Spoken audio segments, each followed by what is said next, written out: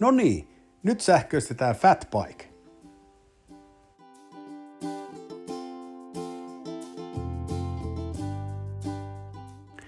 Tervetuloa uuden videon pariin. Tässä videossa esitellään seuraavaa hankettani, eli lähdetään sähköistämään tällaista hieman alle 10 vuotta vanhaa Whiten Fatteria.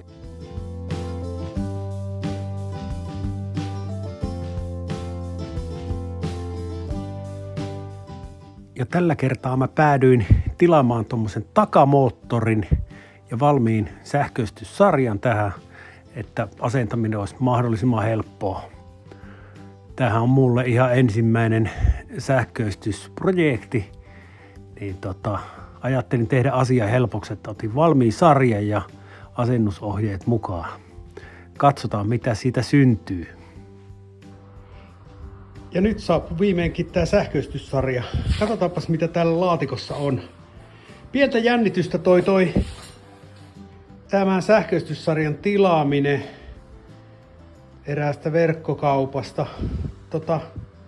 Ensinnäkin kesti todella pitkään ennen kuin sain sitten sieltä verkkokaupasta tilausvahvistuksen. Tuli aluksi vaan tieto, että tilaus on otettu vastaan ja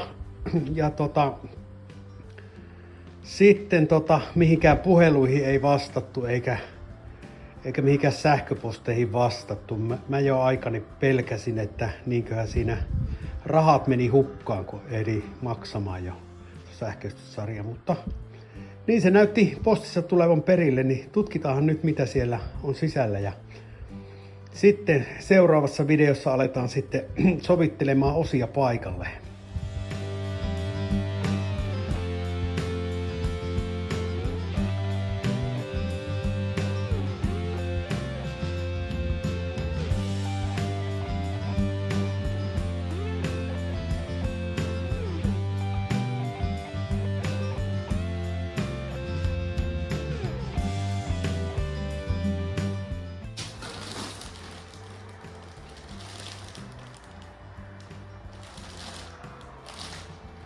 Tässä on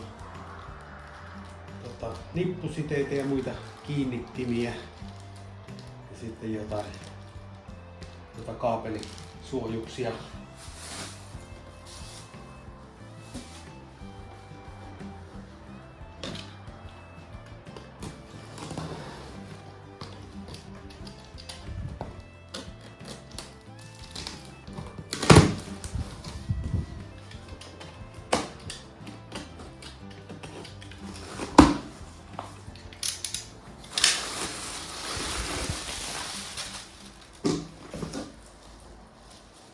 Näyttäisi olevan laturi. Ja tässä on sitten akkupaketti.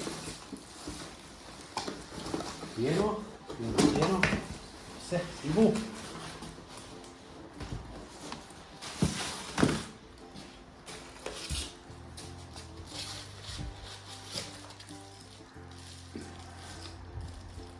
Tää on varmaankin akku kiinnitin tai joku muu laite.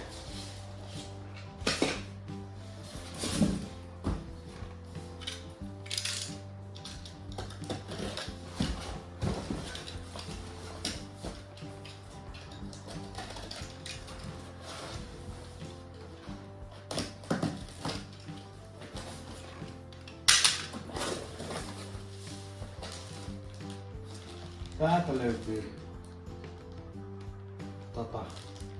polkutunnistin anturit,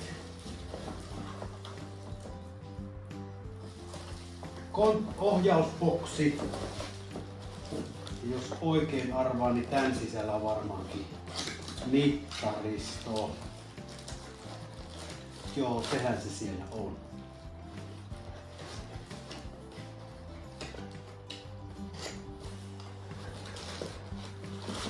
Sitten on erilaisia piuhoja ja lippusiteitä mukaan.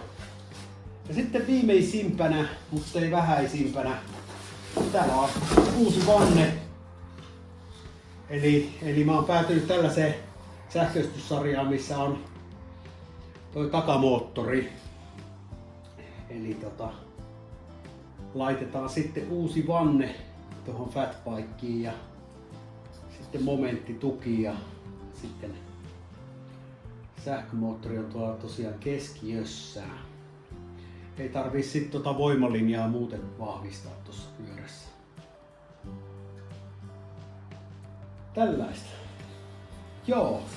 Ja nyt niin kuin ylipäätään mullahan ei tällä hetkellä ratamoottoripyörää ole, eli ensi talvena sitten tehdään erilaisia juttuja.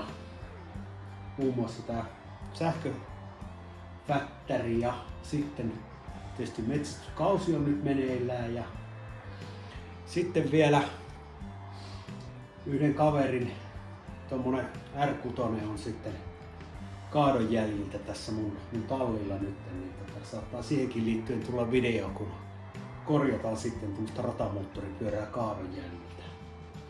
Jos nämä jutut on mielenkiintoisia ja haluatte nähdä näitä enemmän, niin laittakaa kanava tilaukseen. Kiitti ja moi!